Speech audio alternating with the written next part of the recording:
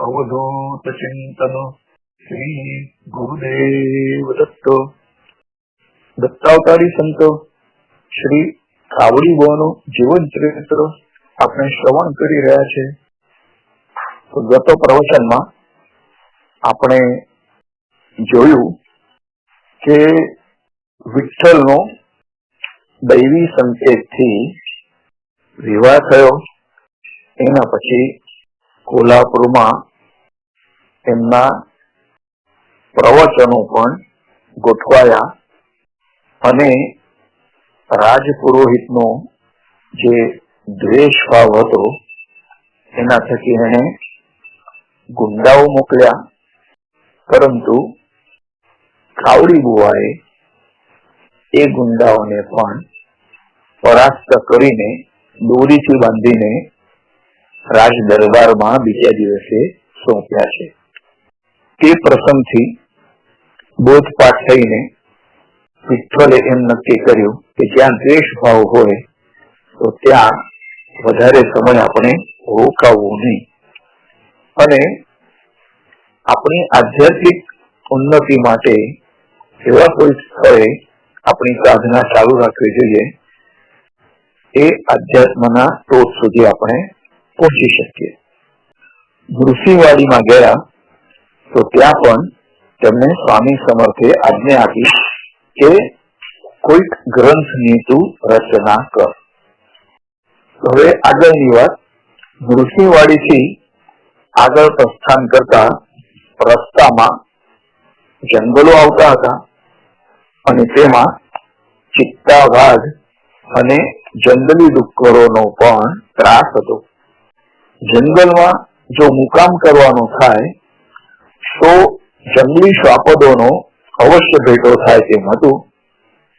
આથી સાંજ થતા જ કોઈ ગામમાં વિઠ્ઠલ પણ મુકામ કરતા હતા અને તે બળદગાડીના બળદો માટે પણ સગવડતા ભર્યું હતું। ત્રીજો મુકામ સંધ્યાકાળ થવાથી એક 20-25 ઘરોની વચ્ચેવાળા નાનકડા ગામમાં કરવો પડ્યો છે અને ગામના લોકોને ત્રાસ આપવો તેના કરતા ગ્રામ બહાર પીપળાના ચોતરા પર મુકામ કરવો ઠીક રહેશે એમ વિઠ્ઠલ શાસ્ત્રીને લાગ્યું છે। વિઠ્ઠલ શાસ્ત્રી નદી પરથી એકડો પાણી ભરી લાવ્યા છે, હાથ પગ ધોઈ માતા પિતાને અલ્પાહાર કરાવે છે અને ગામમાંથી દૂધ લઈ આવ્યા અને એ દુગ્ધપાન કર્યા પછી બધા નિદ્રાધીન થયા છે। મધરાતે બળદો ઉછળકૂદ કરવા લાગ્યા અને વિઠ્ઠલ શાસ્ત્રી જાગી ગયા છે અને એમણે જોયું તો બળદો તેમની જગ્યાએ કૂદાકૂદ કરતા હતા। કારણ કોઈ જણાવ્યું નહીં તો આજુબાજુમાં વિઠ્ઠલ શાસ્ત્રીએ નજર કરી તો બે ધગધગતા અંગારા જેવી આંખો તેમને દેખાઈ છે। તેમને ખ્યાલ આવી ગયો કે તે વાઘ હતો અને ક્ષણાર્ધમાં તેમણે નિશ્ચય કર્યો કે તેમની યાત્રામાં સહાયભૂત થનારા બળદોનું તેમણે રક્ષણ કરવું જોઈએ। તેમની પાસે મજબૂત ડાંગ હતી, તે ડાંગ લઈને બળદોના રક્ષણ માટે બળદો નજીક જઈને ઉભા રહ્યા છે। હિંસક વાઘને તો જાણે કે પ્રથમ ગ્રાસે જ મક્ષિકા જેવું થયું કે બળદને કોળિયો કરવાનો હતો અને એમાં વળી આ ડાંગ વાળો ઉભો થઈ ગયો છે। કઈ વાંધો નહીં, પહેલા તેના રામ રમાડીશું એવો વાઘનો ખ્યાલ હતો, પરંતુ કોણ કોના રામ રમાડશે તે તો વિશ્વ નિયંતાના હાથમાં હોય છે। આપણે બધા તો માત્ર કઠપૂતળી છીએ। વાઘે જોરથી ગર્જના કરી છે અને ઘણા બધા લોકો તો આ ગર્જના સાંભળીને જ ભયભીત થઈ જાય છે। અને અડધી હિંમત ખોઈ બેસે છે. બાકીનું કામ વાઘ તરાપ મારીને શારીરિક હુમલો કરી કામ પૂરું કરે છે. તો પોતાના કોળિયાને જોટવનારને શિક્ષા કરવા માટે વાઘે વિઠ્ઠલ શાસ્ત્રી પર તરાપ મારી છે. તો વિઠ્ઠલ શાસ્ત્રી તો તૈયાર જ હતા. કુસ્તી દાવમાં પણ તેઓ પારંગત હતા અને તેઓએ બાજુએ ખસીને એ વાઘના પ્રહારને ચૂકવી દીધો છે. તો જેવો વાઘ નજીક આવ્યો તો તેઓ બાજુએ ખસી ગયા છે. તો વાઘ ગુલાંટિયા ખાઈ ગયો. બીજી વખત વાઘે વધારે ગુસ્સા સાથે વિઠ્ઠલભાઈ ઉપર હુમલો કર્યો. તો વિઠ્ઠલ શાસ્ત્રી તૈયાર હતા અને એક જોશથી એમ લાઠી એ વાઘના માથા પર, જ્યાં ખોપરીમાં જોઈન્ટ હોય છે, એના ઉપર જોશથી ઘા કર્યો. તો એના થકી અડધી શક્તિ તો વાઘની ઓછી થઈ ગઈ.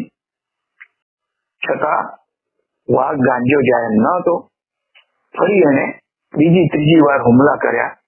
તો વિઠ્ઠલ શાસ્ત્રી ની જે શક્તિ હતી અને યોગ શક્તિને લીધે એકાગ્રતા, તો એમણે વાઘના માથા પર ખોપરીના જોઈન્ટ ઉપર 3-4 એવા પ્રહાર કર્યા કે વાઘના રામ રમી ગયા છે. તો વાઘની ગર્જનાથી ગામના લોકો જાગી ગયા અને ગામ લોકો પણ લાઠી ધારિયા લઈને ત્યાં એકત્ર થયા હતા અને તેમના આવતા પહેલા જ વાઘનું પ્રાણોત્ક્રમણ થઈ ચુક્યું હતું. વિઠ્ઠલપંતને પણ થોડા ઘણા ઉજરડા પડ્યા હતા. વાઘના મૃત્યુથી ગામના લોકોને ખૂબ જ આનંદ થયો અને આ જ વાઘે ગામના કેટલાય ઢોરોનો શિકાર કર્યો હતો. લોકોએ તેનો વધ કરવા ઘણા પ્રયત્નો કર્યા, પરંતુ તેમાં તેમને સફળતા મળી ન હતી. લોકોને આનંદ સાથે આશ્ચર્ય પણ થયું અને એક જ વ્યક્તિએ ફક્ત લાઠીની સહાયથી વાઘને ઠાર કર્યો હતો. વળી ઠાર કરનાર પણ એક બ્રાહ્મણ હતો. તો ગામ લોકોને વિઠ્ઠલ શાસ્ત્રી એટલે સંકટમાંથી બચાવનાર દેવ જ લાગ્યો અને સવારે વાઘ સાથે વિઠ્ઠલ શાસ્ત્રીની પણ શોભાયાત્રા સમગ્ર ગામમાં કાઢવામાં આવી અને ગામ લોકોએ તેમના ભોજનની વ્યવસ્થા કરી છે અને સીમ સુધી મૂકવા ગયા છે. તો વિઠ્ઠલ શાસ્ત્રીએ ભોળા ગ્રામીણોને વારકરીસવાનો ઉપદેશ આપ્યો, એટલે કે અષાઢી અને કાર્તિકી 11ના દિવસે પંઢરપુરની યાત્રા કરવાની, બાકીની બધી 11ના દિવસે ઉપવાસ રાખવાનો અને તેમને ફરી દર્શન પંઢરપુરમાં થશે તેમ આશ્વાસન આપ્યું છે. હનુમાન જયંતિના દિવસે જેમનો જન્મ થયો એવા કાવડી બુઆ, તેમનામાં અપૂર્વ શક્તિ હતી અને ગમે તેવી વિપરીત પરિસ્થિતિમાં પણ તેઓ જય મેળવતા હતા. વિઠ્ઠલ શાસ્ત્રીની વિદ્વત્તા, ધૈર્ય, શૌર્ય, પુરાણ કથન અને કીર્તન પરનું પ્રભુત્વ ઇત્યાદિ ગુણોને લીધે સર્વત્ર તેમની નામના થઈ છે. ઠેર ઠેર તેઓ પ્રશંસા પામ્યા છે અને પંઢરપુરમાં તેમના પ્રવચનો સાંભળવા ગામે ગામથી અસંખ્ય શ્રોતાઓ એકઠા થવાના હતા. અષાઢી 11 વિઠ્ઠલ શાસ્ત્રીના કીર્તન નિનાદથી ગુંજી ઉઠવાનું હતું. અનંતરાય હવે થાકી ગયા હતા તેમ તેમની પરિસ્થિતિ પરથી જણાતું હતું અને રાધામાઈ પણ શ્રમિક થયા હતા. હજુ રસોઈ રાધામાઈ પોતે જ બનાવતા હતા અને વિઠ્ઠલ હવે વિઠ્ઠલ શાસ્ત્રી તરીકે નામના પામ્યો હતો. કુદૈવત વિઠોબા અને વિઠ્ઠલ શાસ્ત્રી એક જ છે તેવી શ્રદ્ધા રાધામણીના મનમાં બળવત્તર થતી હતી. રોજ બપોરના સ્વાધ્યાય દરમિયાન અનંતરાય વિવિધ ગ્રંથસ્થિત ભક્તિ અને જ્ઞાનના પ્રમેય વિશે ચર્ચા કરતા હતા. પુરાણ કથન સમયે વિઠ્ઠલ શાસ્ત્રી તે પ્રમેય વિશે સ્પષ્ટીકરણ પણ કરતા હતા. અષાઢી 11ના નિમિત્તે સર્વ ભક્તો સાથે મુલાકાત થતી અને વિવિધ વિષયોનું શ્રવણ પણ થતું હતું. યોગીઓ સાધુ સંતોના દર્શનનો પણ લાભ મળતો હતો. તો વિઠ્ઠલ શાસ્ત્રીએ એક દિવસ પંડિત રામ મહારાજને એ વિશે કહ્યું અને આશીર્વાદ આપવા વિનંતી કરી છે. તો ચંડીરામ મહારાજને આ વિશે તેમણે કહ્યું હતું. તો ચંડીરામ મહારાજે વિઠ્ઠલ શાસ્ત્રીને હર્ષાન્વેષમાં ગાઢ આલિંગન આપ્યું છે અને મસ્તક પર હાથ મૂકી આશીર્વાદ આપતા કહ્યું કે વિઠ્ઠલ તારું સર્વસ્વનું વિજય થશે. સર્વ સિદ્ધિઓ તને અત્યારે જ પ્રાપ્ત થાવ. તું જગદવંદ્ય થઈશ. અને આશીર્વાદની સાથે ચંડીરામ મહારાજનું દિવ્ય તેજ પણ વિઠ્ઠલ શાસ્ત્રીના શરીરમાં પ્રવેશ પામ્યો છે. વિઠ્ઠલ શાસ્ત્રી હવે પૂર્ણ જ્ઞાની અને સિદ્ધ મહાત્મા થયા હતા. અષાઢી 11ના દિવસે વારકરી ભક્તો પંઢરીનાથની પાલખી લઈ વિઠ્ઠલ શાસ્ત્રી સાથે પંઢરપુર આવી પહોંચ્યા. અષાઢ શુક્લ દસમના દિવસે સર્વ ગામેથી પાલખીઓ આવી પહોંચી અને તે દિવસથી ગોપાલપુરામાં વિઠ્ઠલ શાસ્ત્રીના કીર્તનની રમઝટ બોલાવા લાગી છે. પ્રથમ રાત્રિથી શરૂ થનારું કીર્તન મંગળા આરતી એટલે કે કાકડ આરતી સુધી ચાલતું હતું. આટલો સમય શ્રોતાઓ પણ શાંતિથી શ્રવણ કરીને બેસી રહેતા હતા. વરસાદના દિવસો હોવાથી વચ્ચે વચ્ચે ઝરમર વાદળીઓ પણ વરસતી હતી અને આગમાંથી જળની વર્ષા થતી અને મંચ પરથી વિઠ્ઠલ શાસ્ત્રીના મુખથી એક પછી એક અભંગની વાણી પણ વરસતી હતી.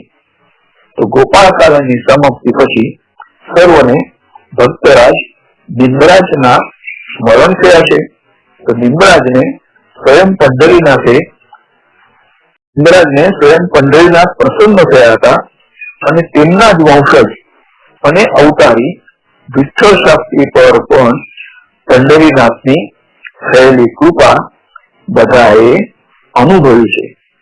દેશ પ્રદેશથી આવેલા વિદ્વાનો, સાધુઓ, વારકરી ભક્તો, સંત મહંતો અત્યંત પ્રસન્ન થયા અને વિઠ્ઠલ શાસ્ત્રીની પ્રસિદ્ધિ ચારે દિશામાં પ્રસરી ગઈ છે. તો આ તેમના સદગુરુ ચંડીરામ મહારાજના આશીર્વાદનું ફળ હતું.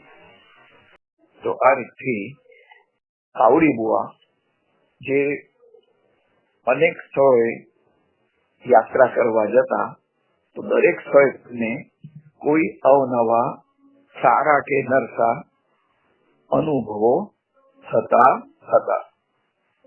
એના પછી દુષ્કાળનો સામનો સમગ્ર ભારતમાં, અને એ વખતે તો બિલકુલ નહેરો ન હતી, એટલે વરસાદી ખેતી કરવાની, વરસાદ ન આવે તો દુષ્કાળ પડે, કેટલીક વાર અતિવૃષ્ટિ પણ થાય. તો એ રીતથી ખેડૂતોને માટે તો દર વર્ષે ઉગાર જેવું જ રહેતું હતું કે વરસાદ પૂરતો છે કે વધારે છે કે ઓછો છે, મહારાજ કઈક ખાવાનું આપો, બાળકો 2 દિવસથી ભૂખ્યા છે. આ પ્રકારનો કોલાહલ કરતું માણસોનું એક ટોળું વિઠ્ઠલ બુઆના દ્વારે આવ્યું છે. ગામડામાં સરકારનું કોઈ પ્રતિનિધિ હોય તો તે કુલકર્ણી છે, અને કુલકર્ણી પદે વિઠ્ઠલ બુઆ હતા. વિઠ્ઠલ બુઆએ પૂછ્યું કે આવું કેમ? ખેતીવાડી નથી? શાકભાજી તો ઉગાડી શકો છો ને? ના હોય તો પશુપાલન, દૂધ વેચીને ગુજરાન ચલાવી શકાય. વિગતે વાત કરો. ટોળામાંથી એક ગૃહસ્થ બોલ્યા, દુષ્કાળને લીધે ખેતરમાં કશું પાકતું નથી, ના અનાજ કે ના શાકભાજી, ઢોર ઢાખર પણ મરવા પડ્યા છે. અમારા પણ તે જ હાલ છે. બાળકોનું આક્રમ જોવાતું નથી અને ઢોરોને પીવા પૂરતું પાણી નથી.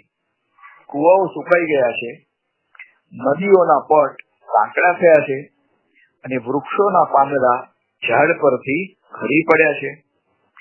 જંગલની સૂકી વનસ્પતિઓમાં દાવાનળ લાગે છે. ભૂખથી ગ્રસ્ત બાળકો મરવા પડ્યા છે. તેમાં વળી ઢોરો રોગમાં સપડાયેલા છે. અમે કયા કયા મોરચે લડીએ? તો દુષ્કાળગ્રસ્ત લોકોની વાતો સાંભળી અનંતરાયનું હૃદય પીગળી ગયું છે. ઘણીવાર ગરીબ લોકોની વિટંબણાઓની શ્રીમંત લોકોને ખબર હોતી નથી. તેમના કોઠારો તો ભરેલા પડ્યા હોય છે, પરંતુ ચોરી કરનાર મોંઘું અનાજ વેચાતું મળે તો પણ તેઓ ખરીદી શકતા નથી. અનંતરાયે વિઠ્ઠલને કહ્યું કે આપણા અન્ન કોઠારમાંથી આ લોકોને અનાજ તું આપ અને આપણી ગંજીમાંથી ઢોરોને તું ચારો પણ આપવાનું શરૂ કરી દે. અન્નદાતા ખોટ્યો છે અને તેને આ રીતે એટલે કે પોતાનું વ્યક્તિગત અનાજ જરૂરિયાત વાળાને વહેંચીને તૃપ્ત કરવા જોઈએ. તો વિઠ્ઠલે પિતાજીની આજ્ઞા શિરસાબંધ્ય માની અને પોતાના કોઠારો લોકો માટે ખુલ્લા કર્યા છે. જે કોઈ મનુષ્ય અનાજ માંગે તેને ઘરના કુટુંબના સભ્યોની સંખ્યા ધ્યાનમાં લઈ વ્યક્તિ દીઠ અડધો શેર અનાજ અને ઢોર દીઠ 2 ઘાસના પોળા દરરોજ આપવામાં આવતા. આ રોજનો ક્રમ થઈ પડ્યો. આમ ઉદારતાથી અનાજની વહેંચણી કરતા વિઠ્ઠલ પંતના કોઠારો તો ખાલી થઈ ગયા. હવે વિઠ્ઠલ બુવાને લાગ્યું કે પરમેશ્વર તેમની પરીક્ષા લઈ રહ્યા છે. હવે બીજો અનાજનો કોઠાર તો સરકારી હતો, જેનો વહીવટ કુલકર્ણી હસ્તક હોય છે અને પોતાને હસ્તક હોય તેવી કોઈ પણ થાપણનો સંકટ સમયે શુદ્ધ બુદ્ધિથી પ્રસ્થાપિત નિયમ કરતા બીજી રીતે વિનિયોગ કરી શકાય છે. તો વિઠ્ઠલ બુવાએ સરકારી ગોદામ પણ દુષ્કાળગ્રસ્ત માટે ખુલ્લા કર્યા છે અને આ સમાચાર કલેક્ટર સુધી પહોંચ્યા છે. કલેક્ટર જાતે માહિતી મેળવવા આવ્યા છે અને તાલુકાના દુષ્કાળગ્રસ્ત પરિસ્થિતિ તેમણે જાતે પણ જોઈ છે અને વિઠ્ઠલ બુવાને તેમણે ચોરા ઉપર બોલાવ્યા છે. સરકારી ગોદામ વિશે પૂછતા વિઠ્ઠલ પંતે નિખાલસપણે જણાવ્યું કે સરકારને કર ભરનાર લોકો જો જીવતા હશે તો તેઓ બીજા વર્ષે પણ કર ભરી શકશે. જો લોકો જ કાળગ્રસ્ત થશે તો બીજા વર્ષે પણ સરકારને કર બિલકુલ મળશે નહીં. તો આવા લોકો માટે સરકારી ગોદામ ખુલ્લા કરીએ તે જ યોગ્ય ગણાય. બાકી તો પાંડુરંગ સમર્થ છે. તો વિઠ્ઠલ બુવાની સાત્વિક ભાવના, તેમનું પાંડિત્ય, સરકાર સાથે અત્યાર સુધીની તેમની એકનિષ્ઠતા, આ બધી બાબતોનો વિચાર કરીને કલેક્ટર સાહેબે વિઠ્ઠલ પંતને કહ્યું કે તમે જે પગલું ભર્યું છે તે યોગ્ય જ હતું. સૌ પ્રથમ તમે પોતાના વ્યક્તિગત કોઠારો લોકો માટે ખુલ્લા કર્યા અને તે પછી દુષ્કાળની વિકટતા જોઈ તમે સરકારી ગોદામો ખુલ્લા મૂક્યા છે. સરકાર તમારી કામગીરીથી સંતુષ્ટ છે અને સરકાર તરફથી પણ તમને સહાય મોકલવામાં આવશે. તો વિઠ્ઠલ બુવાને કલેક્ટરની વાત સાંભળી આનંદ થયો અને તેઓ કલેક્ટર સાહેબને પોતાના ઘેર લઈ ગયા છે. કલેક્ટરની સાથે તેમના પત્ની એટલે કે મેમ સાહેબ પણ હતા. વિઠ્ઠલ પંતના ઘેર મેમ સાહેબના પેટમાં જોરદાર શૂળ ઉપડ્યું છે અને તેને કરી તે પીડા ઓછી થતી ન હતી. તે ઢોરની જેમ આમ તેમ જમીન પર આવતવા લાગી છે. તો વિઠ્ઠલ શાસ્ત્રીએ કલેક્ટરને પૂછ્યું કે હું જો ભગવાનનું ચરણામૃત મેમ સાહેબને આપું તો તીર્થને તેઓ સ્વીકારશે ખરા? તો મેમ સાહેબ વ્યાકુળતા સાથે આજીજી ભરી વિનંતી કરી કહેવા લાગ્યા કે મને ગમે તેમ કરીને બચાવો. વિઠ્ઠલ શાસ્ત્રીએ તરત જ પાંડુરંગનું તીર્થ ગુરુ મહારાજનું સ્મરણ કરી મેમ સાહેબને આપ્યું છે અને તીર્થ પ્રાશન કરતા જ મેમ સાહેબને સારું થઈ ગયું અને તેને પણ હિન્દુ પરંપરામાં શ્રદ્ધા ઉત્પન્ન થઈ છે. કલેક્ટર સાહેબ તો આશ્ચર્યથી થક્ક થઈ ગયા કે સાદા ચરણામૃતથી રોગ મટે ખરો? એમ તેમણે પૃચ્છા કરી. તો લોકાનો મુખે તેમણે વિઠ્ઠલ શાસ્ત્રીના સાધુ સંત હોવા વિશેની ઘણી વાતો સંભળાવી. આ ચમત્કાર નથી, પરંતુ જનતાની સેવા કરી અને તેમના આત્માને સંતોષ આપ્યો જે દુષ્કાળમાં અનાજ વિતરણ કરીને, તો એ આત્માએ આશીર્વાદ આપ્યો તેનું આ પરિણામ છે.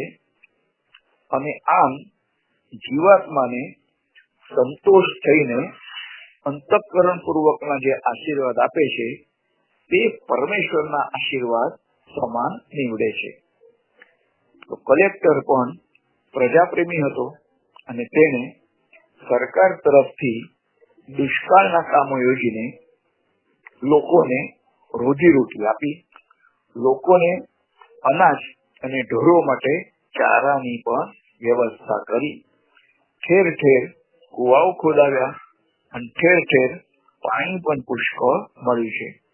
થોડા દિવસોમાં લોકોએ શાકભાજી વાવી, દુષ્કાળનું સંકટ દૂર થયું અને ઢોરોના રોગ પણ મટી ગયા અને જાનવરો માટે દવા પાણીની વ્યવસ્થા પણ કરવામાં આવી.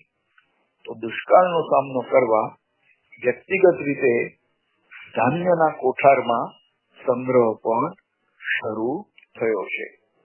તો ઘણી વખત સમાજ ઉપર દુષ્કાળનું સંકટ આવતું હોય છે, તો તેવા સમયે દુષ્કાળનો મનુષ્ય પણ વિચારપૂર્વક સામનો કરવો જોઈએ. તો મનુષ્ય યત્ન અને ઈશ્વર કૃપા એમ કહેવાય છે. તો મનુષ્ય સમાજે પણ જાતે તેના માટે દુષ્કાળ નિવારણ માટે પ્રયત્નો કરવા જોઈએ. તો તેમાં ઈશ્વર પણ અચૂક આપણને સહાય કરે છે. તો એ દુષ્કાળની જે પરિસ્થિતિ હતી તો એ પણ સમાપ્ત થઈ છે અને એ દુષ્કાળની સમાપ્તિ પછી વિઠ્ઠલ પંતે કુલકર્ણી પદેથી રાજીનામું આપ્યું અને તે પછી શું થયું તે આપણે હવે આવતા પ્રવચનમાં શ્રવણ કરીશું. અવધૂત ચિંતન શ્રી ગુરુદેવ દત્ત. શ્રી કાવડી બુવાનો જય જયકાર હજો.